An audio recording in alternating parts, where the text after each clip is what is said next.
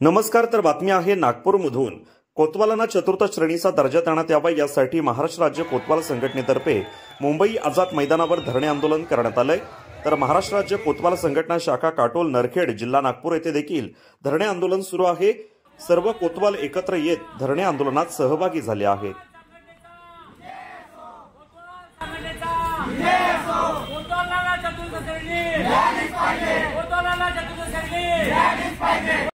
काटोल येथे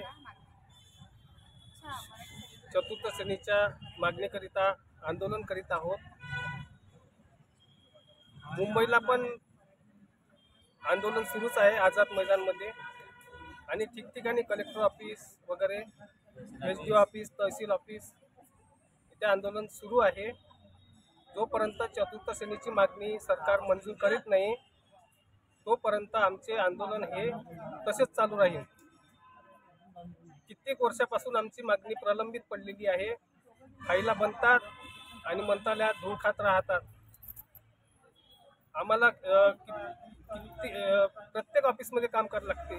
तहसील office SDO office collector office patwari office नैसर्गिक आपत्तीचे कामे पण सुद्धा करावं लागते। इलेक्शनची कामे करावं लागते। रात्रपाळीचं काम करावं लागते आणि प्रत्येक बगीचामध्ये सर्वेला पण जावं लागते। ई-पीक पाणी सुद्धा करावं लागते। पोलीस स्टेशनला पण पोलीस स्टेशनचे पण कामं करावं लागते।